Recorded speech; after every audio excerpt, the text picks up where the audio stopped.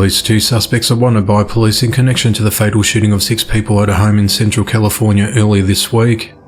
The victims were family members identified as 72-year-old Rosa Perez, 52-year-old Eladio Perez Jr., 50-year-old Jennifer Anella, 19-year-old Marcus Perez, 16-year-old Alyssa Perez, and a 10-month-old son Nicholas Perez.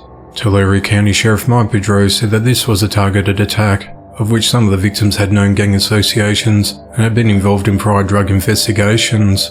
He said that not everyone in the home was believed to be gang members or drug dealers, and described Rosa, Alyssa and infant son as innocent victims.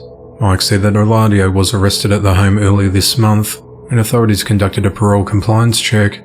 He was found to be a felon in possession of multiple weapons and a controlled substance.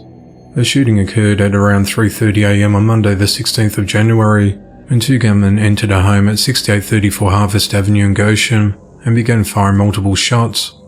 Deputies responded to the home on reports of shots fired. The 911 call came from a surviving victim of the shooting at 3:38 a.m. He was hiding inside the home and suffered no injuries. Mike said that the male survivor could hear shots fired up and down the hallway. He put his feet up against the door to keep them from opening it. He said at one point he could hear the shooters rattling the doorknob before they moved on. He was in such a state of fear that all he could do was hold the door, hoping that he was not the next victim.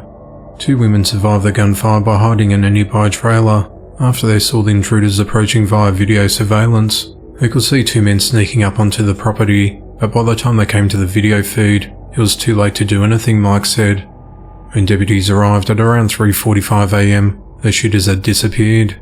They found Alyssa lying dead in the ditch outside of her home, next to a deceased infant son. Forensic teams determined that the shooters stood over the top of Alyssa and fired multiple rounds into her and her son's head. A 3rd victim was found fatally shot in the doorway of the residence. 3 more victims were found inside the home, including a man who was still alive and given CPR, but later died at a hospital. Many of the victims were shot in the head, including Rosa, who was found in a bed inside her home. Mike said that none of this was by accident. It was deliberate, intentional and horrific. Investigators said that the 3 surviving victims of the massacre have been interviewed. Detectives currently have no one in custody. They're searching for 2 unnamed suspects. There may have been a getaway driver, Mike said, but this has not been confirmed. No suspect descriptions were immediately provided as investigation into the matter continues. A 31-year-old security guard has been arrested after a 15-year-old girl accused him of attacking her at a movie theatre. Augusta Williams is charged with raping the teen, whom he offered to help while working security at the Regal Hollywood 16 complex, located at 2801 Southwest 27th Avenue in Ocala, Florida.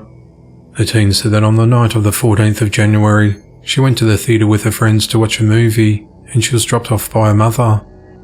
After the movie, her friend's grandfather arrived to pick up her friends.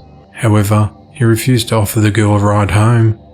The girl tried calling her mother several times, but she could not get a hold of her, so Augusta told her friend's grandfather that he would watch over her until she could get a ride home. Augusta led the girl to an empty movie theatre where the movie Wild was being played. Inside the empty theatre, Augusta led her near the movie screen behind the curtains. She thought he was leading her to the back door exit and assumed the security guard would drive her home.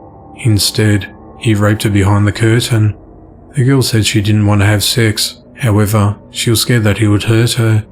Augusta allegedly said that if she said anything, that he would punch her in the face and tapped on his gun as he told her again not to say anything. The teen was eventually picked up by her mother, whose phone was not working properly at the time. She said she was concerned for her daughter when she didn't come home when expected, so she drove to the theatre. The girl told her mother about the incident the following day. When interviewed by detectives, Augusta said he assisted the teen by looking for a lost cell phone. But police said that the theatre the two went into was not the same one the teen was previously in. Detectives said that surveillance video shows Augusta and the teen walking together through the movie theatre hallways and him leading her into the empty theatre, where they both exited about 20 minutes later. Investigators said they also found physical evidence of the alleged assault in the theatre. After initially declaring his innocence during the interview, Augusta later used an expletive to say he messed up and he didn't want to go to jail. Augusta was arrested and charged with battery of a victim less than 18 years old. He's held at the Marin County Jail on a $25,000 bond.